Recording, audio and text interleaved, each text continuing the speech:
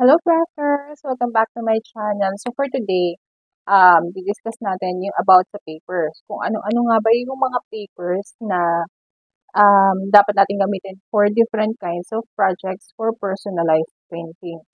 So most of the time kasi nalilito yung mga tao, lalo yung mga beginners. This is for beginners pala ha. Yung mga experts dyan. So magbigay na lang po tayo ng inputs natin kung sakaling meron akong malimutan or meron akong masabing mali. Kasi all of this are based on my own experience as a crafter and as a printing business owner. Um, Hindi po ako ganun ka-professional, home-based lang ako. So, share ko sa inyo yung mga papers na ginagamit ko for home-based printing, kung para sa ang mga projects, kung ano yung mga inks na ginagamit ko for different kinds of projects din. So, ayun. Stay tuned para mabilis lang tayo. Bibilis ako lang, promise hindi ko tatagalan. So, ito, crafters, nakikita nyo, I have different products here na inaalok ko online. So, some of these are paper bags, gable boxes, itong mga bagong items to, mga paper bags, mga souvenir boxes, ayan. So, yung iba dyan, iba-ibang print ko yan ginawa. So, I have also invitations. Ito yung scroll invitation. And, makikita niyo yung magazine invitation, medyo iba na yung kulay niya. So, alam niyo na, hindi siya pigment ink. So, may mga invitations in here. Ayan. So, okay. Start tayo with invitations. So, ito kasi yung kumbaga pinakamadali. Okay. So, sa invitations, most of the time, dye ink ang ginagamit ko dyan. Kasi pag dye ink, kaya niya yung makakapal kasi ang invitations, kadalasan gusto ng clients makakapal ang papers. So, ang papers madalas na ginagamit ko are specialty papers para sa printout. So, hindi ko kasi sure kung makikita niyo yung parang texture niya. Ayan o, di ba parang textured paper siya. Also, this one, parang textured paper siya. Ayan. So, yung iba dito, ang tawag dito, yung mga papers ko pala na specialty papers are from Paper Tree, Sisrio, kasi si Sisrio meron siyang lahat ng specialty papers meron sa kanya. Ililink ko na lang sa description box yung Facebook page niya as well as yung Shopee niya. Kasi pwede kayo sa kanya, magpa-pre-cut. So, makukuha niyo siya. Usually, nakukuha niyo yung mga ganitong papers. Mother sheet. So, isang sheet siya. Usually, mga 33 to 50 inches ang isang mother sheet. So, ito yan. Specialty paper din ang tawag dito. So, ito dusty blue. Ito kasi may mga code siya. Meron siyang mga swatches. May paper swatches siya for invitations. Katulad nito, sandali kunin ko para pakita niyo. Ito yung mga paper swatches na available for Sisrio. Hindi na ito yung pangalan ng business nila. Iba na yung pangalan kasi nagsara na yung sa Manila. So, iba na yung name ng business sila. Nasa Cavite na sila. So, may mga code yan. Yung mga papers dito from Becco, meron siyang, ang tawag dito? Meron siyang swatches for Prestige. Meron siyang swatches for China brand. So, ito Becco yung nakuha ko nandun yung Prestige. So, may mga code yan. Kung ano yung kulay na kailangan nyo, kung anong style, kung paper, kung board, meron siya niyan lahat. So, andyan yung mga pattern, kung merong textured paper kayong kailangan, andyan din siya. Ayan. So, yun yung ginagamit ko. Nagpapaprecut ako. Usually, ang precut ko ng invitations, depende sa style ng invitation. Pero pag ganitong mga printable, pinapaprecut ko sa kanya ng 8.5 by 15.5 para tatlong 5x7 na yung kasya sa isang sheet. So, yung cost niya, tanong niyo na lang sa kanya yung price list kasi depende sa supplier niya at saka sa klase ng paper. Hindi ko rin kabisado, basta pag nagpa-cut ako sa kanya, kinukuha ko lang yung total, hindi ko na tinatanong magkano per piece. Basta kung pasok yung total ko dun sa costing ko, okay na ako. So, ayun siya, mga specialty papers yan. Ito naman, yung iba dito, dye ink lang to, hindi ako masyadong nagpipigment kapag invitation. Not unless matagal pa i-send out ang invitation. So, tinatanong ko siya, pag matagal pang i-send out ang invitations, at hindi kaya ng printer ko ang 300 GSM na pigment, pinapa-outsource ko yan sa offset printing, yung mga malalaking printing. Kasi kailangan matagal yung print out, lalo kung matagal pang i-send out ang invitations. Pero kapag ka mabilis lang, papadala na agad nila next week or 2 weeks after, pwede pa yun. Basta maximum of 1 month, kailangan ma-send out na nila yung invitations kapag ka dye ink ang gagamitin. So, ito dye ink to, pero since nasa loob siya, nilagay ko lang siya sa loob ng envelope. Hindi siya masyado nag-fade. Pero kung yan, nasa labas lang, at expose yan sa moisture or sa humid sa area, mag-fade na yan. Tapos kung makikita niyo, parang may foiling siya dyan. Ito rin, full foil. Ito. Full foil printing yan. Ayan. Iba pa to. So, ito naman, ang ginagawa ko dito, laser printer na Brother. Ano ko muna yan? Full print muna ng colored. Then, saka ko laser print ng black. Gawa tayo ng separate video dito para mas makita nyo ng maayos. Yung para sa foil printing. So, for now, ito muna. Para hindi tayo magtagal, Tapos, kasi nag-test out ako ng mga foil printing. Kasi hindi lahat ng klase ng paper, katulad nito, ito parang kalat yung pagka-foil niya. Kita niyo parang kalat. Kalat kasi siya dito. So, hindi malinis. Pina-foil press ko yan. Ito naman yung foil press. So, iba yung quality ng foil printing sa house kaysa doon sa malalaking printing press na naka-foil press talaga. Kita niyo, may lalim siya. So, ayan, mga specialty papers. Ito, translucent to. Ito, gawa ko na to. Translucent paper lang yan. Kay Sis Rio din yan, ha? Ayan. And si paper 3. Ba yan, nabubulol ako. Paper 3. Ang supplier ko for printable white papers. Ayan. Kasi maganda yung paper ni paper 3. Para naman sa mga full colored na invitations at gusto nila ng glossy, katulad nito, magazine. So, ang magazine, kailangan full-colored ang printout at saka glossy. So, ito, 300 GSM ang ginamit ko dito. So, pag 300 GSM, ang ginagamit ko is yung photo paper ni Quaff, double-sided photo paper. So, 300 GSM sa magazine. Kasi kailangan siya back-to-back, diba? Ayan. So, back-to-back yan. Kaso dye ink ko to printin. Kaya nakita nyo, medyo brownish na siya. Nakahalata nyo. Medyo may pagka-brownish na yung kulay ng printout niya. So, hindi na siya ganun katingkad. Kaysa nung first ko siya na printin, kasi nga, paano na to? Pa-fade na yung color nito. But, ano pa to eh? Kailan ko ba to print out? May pa to. So, 2 months, okay pa siya. Pero yun na nga, medyo nagdi-discolor na siya kasi since dye ink siya. Ang ginamit ko dito is Canon G3010.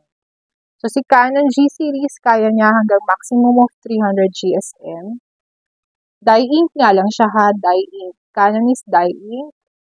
So, ganito ang mangyayari sa inyo pag matagal pang isi-send out ang invitations, hindi siya na-send out agad. So, expect nyo na magiging ganito ang print out nyo later on. So, kailangan yung mga invitations for dye ink, send out agad yan. Pag hindi kaya, outsource nyo na lang sa kaya ng matitigas na paper, makakapal na paper, para mas hindi kayo mapahiya sa customers nyo. Ito naman yung scroll. Ito pa na-precut ko din to ha. Walang dugtong yan. So, isang diretso yan. Nakalimutan ko na kung anong size.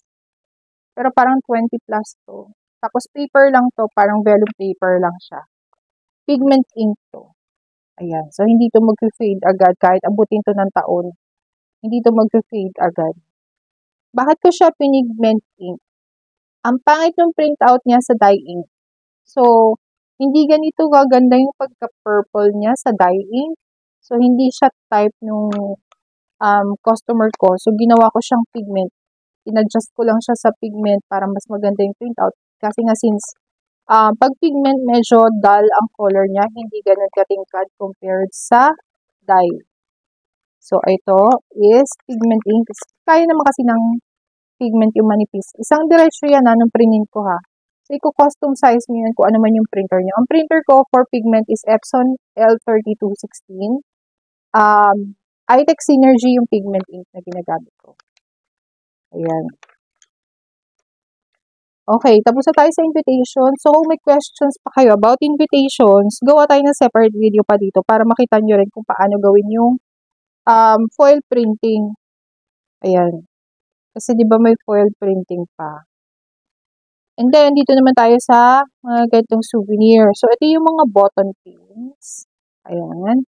Ito is button pin na maliit to.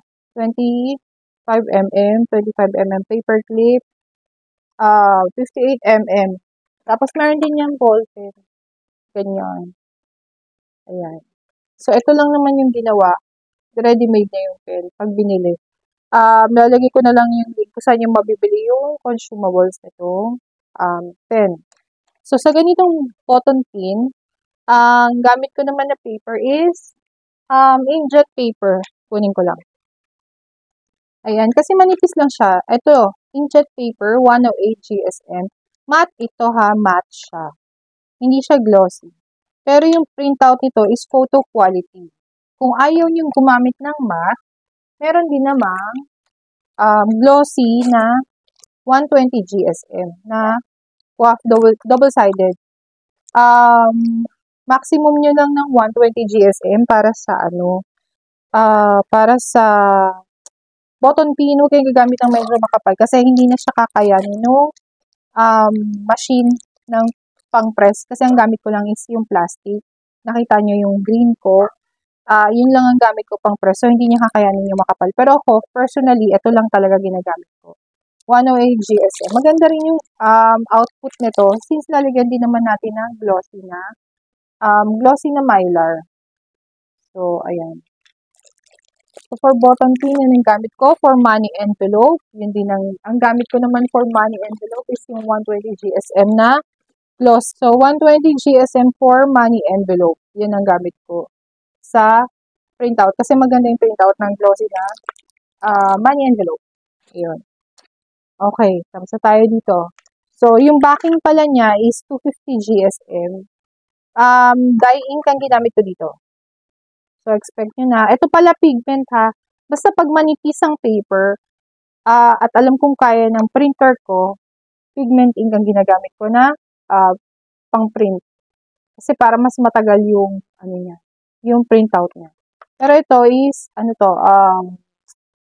dye ink, Canon G3010. 250 GSM to, o 300. Makapal eh. So, pang backing yan ang ginamit ko. Okay. Sabi muna natin para medyo lumuwag. Ayan. For stickers naman, ako personally, ang gamit ko is yung glossy photo sticker na 90 GSM lang. Bakit 90 GSM lang?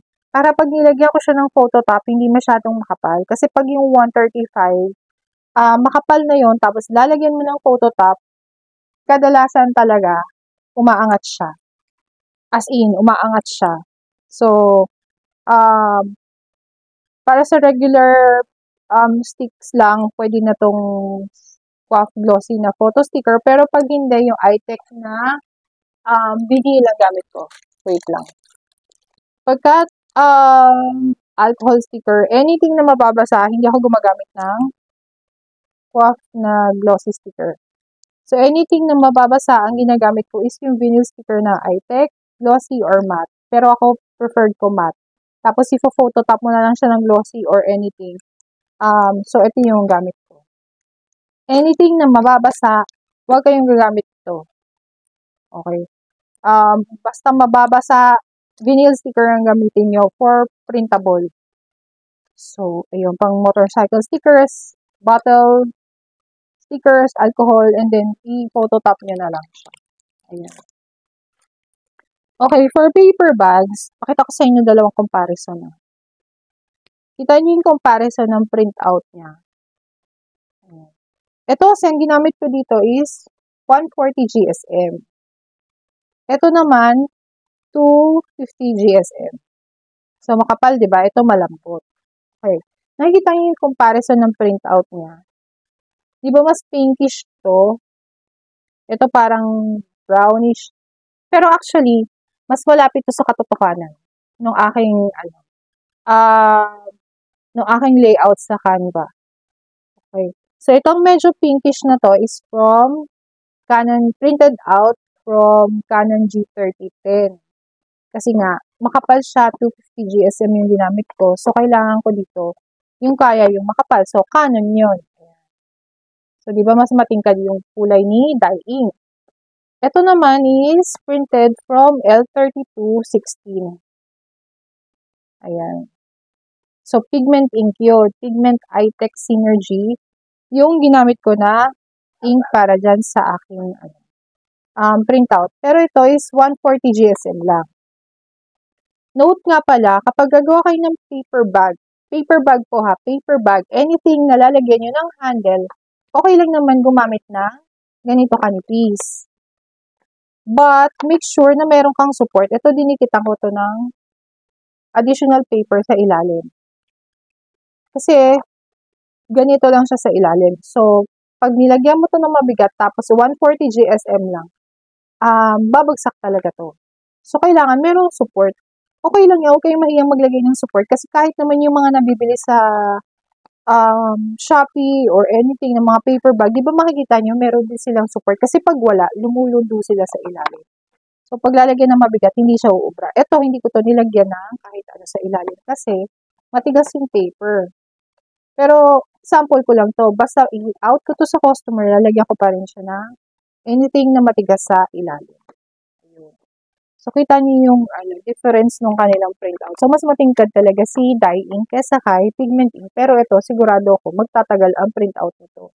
Since pigment ink na yung ginamit ko. Yan. Tapos, ito, another sample ng mga paper bags pa ha. Ayan, para lang alam niyo yung difference kung ano ba yung dapat kong gawin, kung ano ba yung dapat kong gamitin ng mga paper bags. Kasi, baka gumamit kayo ng malambo, tapos hindi naman siya uubra. Okay, yung ganitong klase ng paper bag, hindi mo siya malalagyan ng ganitong handle, diba? So, hindi mo siya malalagyan ng support ng eyelet. So, ang support niya is nandito lang mismo sa paper bag. So, better, pagka ganitong klase or style ng paper bag, basta hindi siya nalalagyan ng ganitong handle, make sure na yung matigas ang gagamitin nyo. 220 to 300 GSM ang magandang gamitin. Ito, 300 GSM yung ginamit ko dito. Ayan. Pero, nilagyan ko pa rin siya ng support. Nilagyan ko ng dikit. Pwede ko naman yan i-fold pag ibibigay na sa customer. Diba? Ma-flatten out ko pa rin yan kahit kailangan ko siyang i-ship out sa customer. No problem. Style ng bag yun na na-flatten out siya. Okay? So, anything na ganito, para meron kayo extra support, matigas yung paper bag nyo, huwag kayong gagamit ng malambot na paper. So, 220.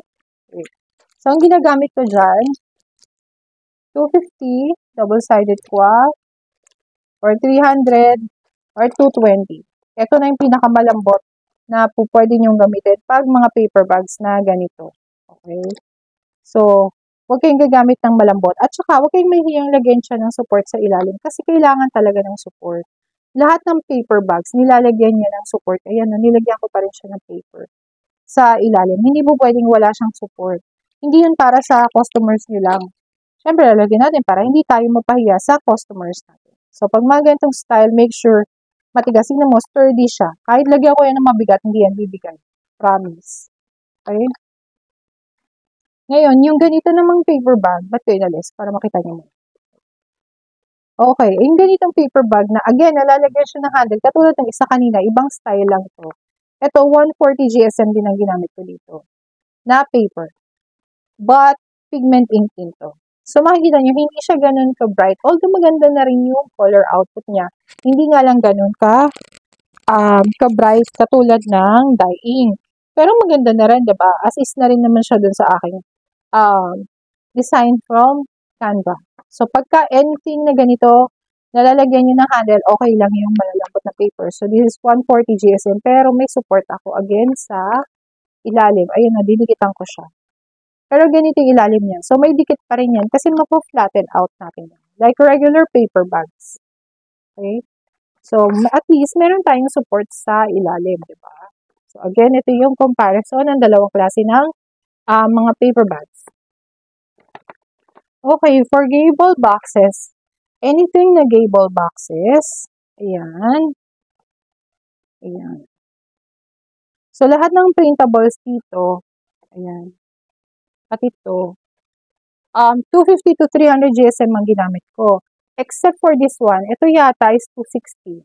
Pero ito is, yung specialty paper din siya from Sisrio. So, matigas din naman siya. Yun nga lang, hindi siya ship out kasi single ko na yung ilalim niya. Hindi siya ship out as, flat. So, ship out ko lang siya as buo na ganito. Kasi dinigit ko na siya sa ilalim. Kung talagang gusto ng client niyo, i-ship out siya ng flat, huwag niyo ididikit sa ilalim. Kasi ito, dinigit ko na yun. Diba, ang tigas niya, kahit lagyan niya ng, kahit anong matigas sa ilalim. Ayun. Pwede yan. Matigas sa ilalim. Matigas sa loob.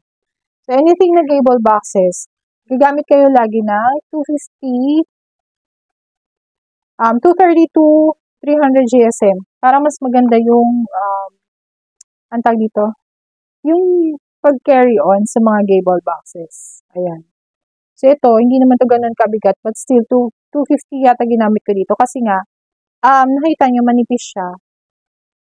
Manipis yung pinaka-style niya. So, kung gagamitan niyo yan ng manipis, ang pangit nun yan tignan. So, mas maganda talaga yung 250 GSM. Ayan, mga 250 GSM. So, lahat ng gable boxes, basta ganito yung mga handle, 250 GSM. Ito, pinilit ko i-print sa pigment.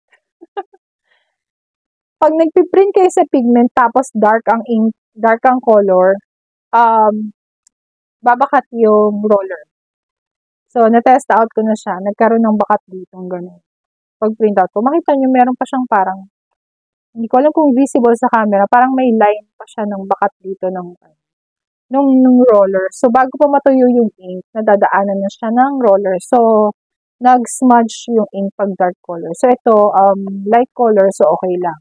250 GSM to, pinilit ko lang yan. Sinubukan ko. Actually, nakapag-print out ako ng 250 GSM. Pero, nahirapan na yung printer ko.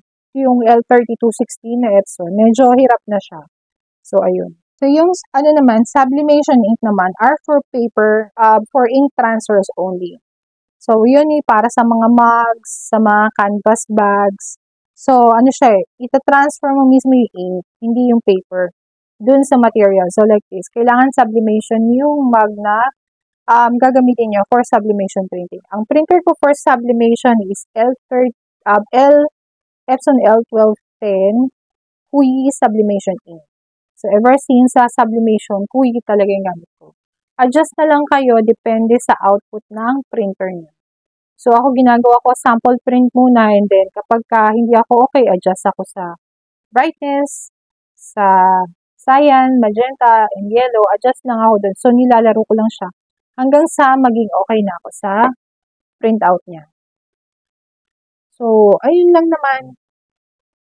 Ayan. If you have other questions about papers, lang kayo. Tawag ko, post na kayo. By the way, meron pa pala ako isang ginagamit na 250 GSM. Ayan.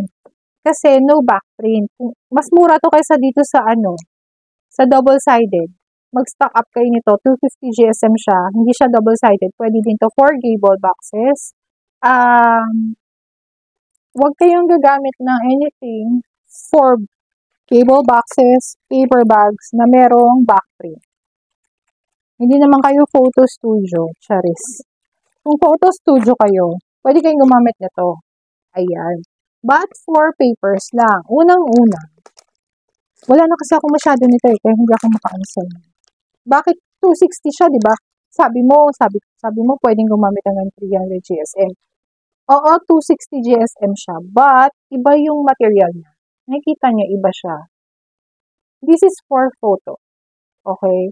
This is just designed for print out ng photos, not for gable boxes like this. Actually, pati naman to, hindi naman to designed for gable boxes. Tayo lang kasi mga Pilipino, masyado tayong resourceful. So, kahit hindi pwede, nagagawa natin. Ito, okay lang. Kasi matigas siya talaga.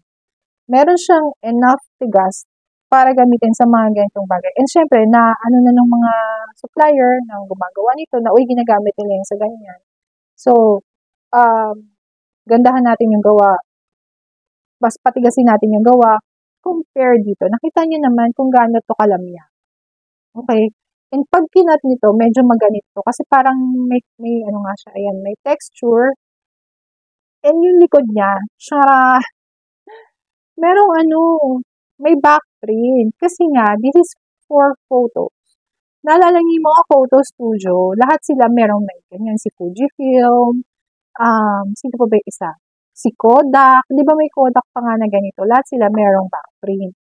So, yan yung, huwag kayong gagamit ito. Anything for paper bags, souvenirs. Parang awan nyo, huwag kayong gagamit ito. This is not designed for gable boxes. Ito, okay na okay kung photos ang gagamitin nyo. Magandang printout nyo dito for photos. Ito yung ginagamit ng mga nagpo-photo booth na ayaw bumili ng Canon selfie na printer kasi mahal. Ito na yung pinakamurang option nila. So, ito pa, meron pa ditong isa na photo paper. Ito, huwag kayong gagamit nung may backprint. So, kailangan katulad siya nung isa kanina, merong nakalagay na no backprint. Okay. So, meron kayong mabibiling ganito. This is 180 GSM. May 180 GSM naman na walang backprint. Huwag kayong gagamit ito. Please naman, huwag. Ang pangit nito, sa paper bag or sa gable box na merong backprint na ganyan. Hindi siya maganda tingnan. So, for me never. So, ayun, crafters. So, yun lang yung ating video for today. Naghangin about papers. So, yung mga nalilito pa rin for papers. Ay, hindi ko pala napakita yung sublimation paper. Ang gamit ko pala na sublimation paper is WAF. Ayan. Yung blue or green yung likod, yun ang ginagamit ko. Kasi merong isang klase parang orange. Hindi ko gusto yung printout na. So, ganito yung gamit ko. Ayun. Again, for papers, yun lang yung ma-share ko sa inyo. Based on my own experience, yung mga ginagamit ko, siguro mga ilang years ko nang gamit si Qua. Super tagal na. So, ayun lang. If you have additional questions, comment down below. Sagutin natin yan as much as I can, as soon as I can. So, ayun. Tagal na naman yung video ko. Parang 10 days ago pa yung huling video ko. So, ayun. Thank you so much for watching. Pagka meron kayong request for video na gusto nyo makita, at meron naman ako, again, comment down below, tapos discuss natin. Thank you so much for watching. Have a nice day.